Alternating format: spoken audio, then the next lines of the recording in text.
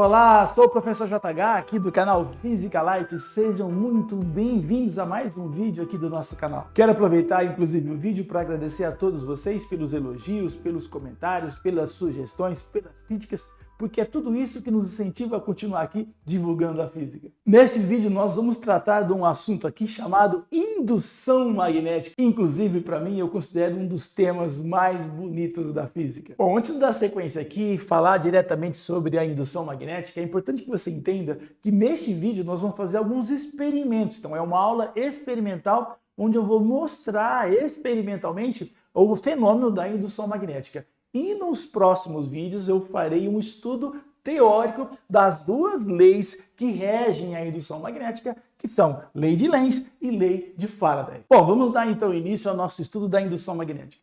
Só que tem um detalhe aqui. Antes da gente entrar diretamente na indução magnética, talvez seja importante você entender uma coisa. Campo magnético. Eu tenho aqui na minha mão um ímã.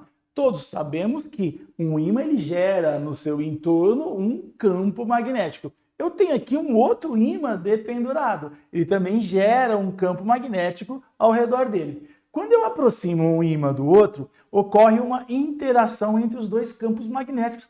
Daí surge uma força eletromagnética, uma força magnética trocada entre eles.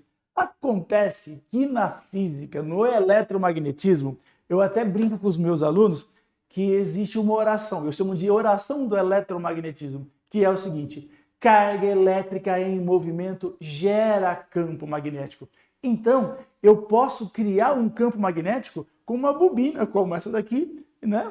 Um pedaço de fio de cobre enrolado num carretel aqui. E se você fizer uma pesquisa aí no comportamento magnético das substâncias, dos materiais, você vai descobrir que o cobre é uma substância diamagnética. O que é o diamagnetismo na prática? São os materiais, são as substâncias que são fracamente repelidos por campo magnético por um ímã. Então, na prática, o cobre ele é repelido, ele deveria repelir o ímã e ele é repelido pelo ímã. Só que percebo que isso é praticamente imperceptível, a gente não consegue observar macroscopicamente essa repulsão. Tá, olha agora o que vai acontecer. Eu vou pegar a minha bobina de cobre e vou ligá-la numa pilha. Quando eu fizer isso, essa bobina vai ser percorrida por uma corrente elétrica. Olha o que vai acontecer. O ímã ele é atraído por uma das faces da bobina. Isso prova o quê? Que campo magnético também é criado por corrente elétrica. Mais uma vez, olha lá, nenhuma interação entre a bobina e o ímã. Hora que eu gero a corrente elétrica aqui nessa bobina, ocorre uma interação entre a bobina e o ímã. Então, não se esqueçam. Corrente elétrica gera campo magnético. Isso é, carga elétrica em movimento gera campo magnético. Um elétron em repouso, ele gera campo elétrico. Um elétron em movimento, além do campo elétrico, ele gera também um campo magnético. Então, a partir disso, a gente vai começar a estudar a chamada indução magnética. Então vamos lá, observem que encantador, que espantoso, que maravilhoso que é isso. Eu até brinco com os meus alunos, eu digo, a física é uma ciência maravilhosa, encantadora, eles até brincam, zoam comigo, mas observe isso. A gente acabou de ver aqui que quando eu jogo uma corrente elétrica, eu faço circular uma corrente elétrica pela bobina, ela gera um campo magnético. Então corrente elétrica gera campo magnético. E se eu fizer o contrário?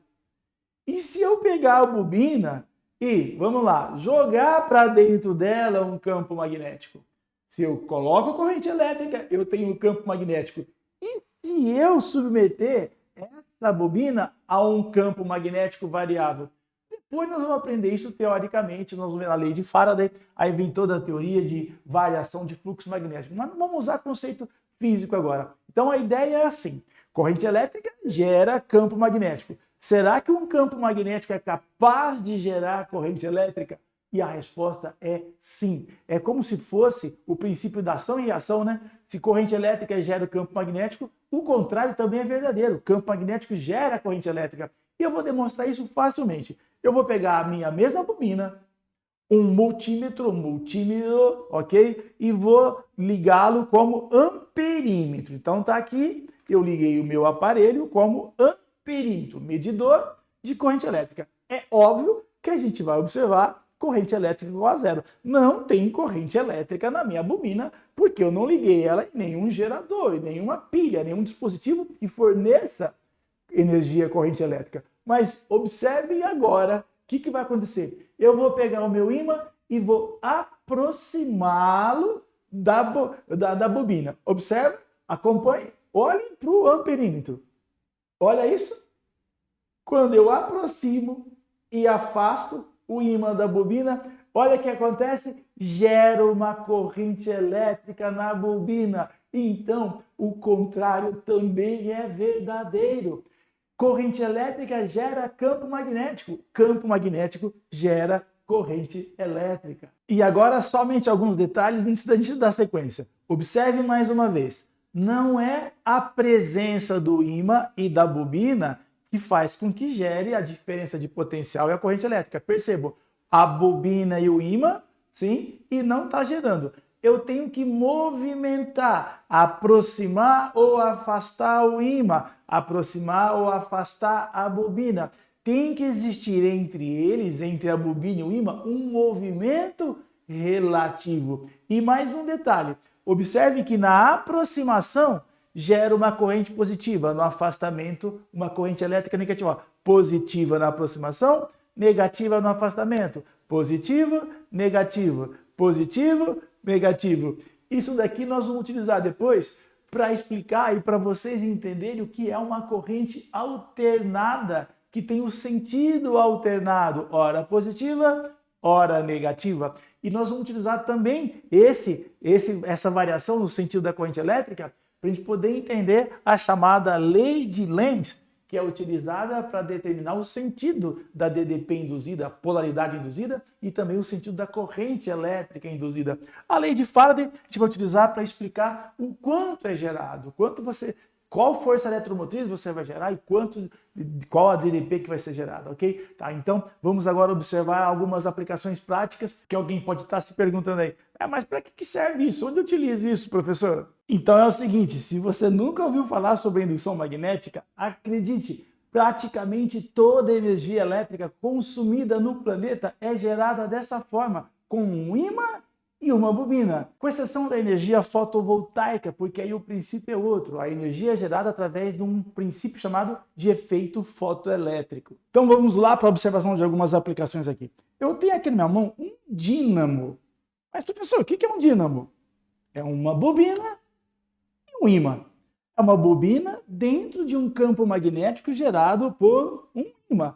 Então, aqui eu tenho essa manivela. Para quê? Para fazer aquele movimento relativo entre a bobina e o ímã. Isso daqui, acredite se você quiser, é um carregador de celular. É óbvio, não dá uma carga completa, mas dá para você dar uma carga de emergência. Eu tenho aqui um ventiladorzinho desses portáteis de você conectar na USB do seu notebook, né? Para dar uma ventilada, né? Olha o que eu vou fazer. Eu vou pegar o meu ventiladorzinho, vou ligar aqui na porta do meu recarregador, do meu carregador. Tá? O que eu vou fazer? Assim, observe isso. Para quem nunca viu, é encantador. A física é uma ciência maravilhosa. Quando eu rodo aqui, eu faço aquele movimento relativo. Existe um movimento relativo entre o ímã e a bobina.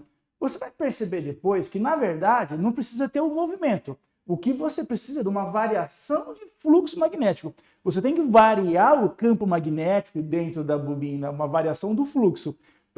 Como vocês acreditam que aqueles recarregadores de celular, o recarregador de celular, aquele que sem fio, você coloca o celular em cima de uma base, ali tem um ímã e no celular você tem a bobina. Então existe uma variação do fluxo, recarrega o celular, é a mesma coisa.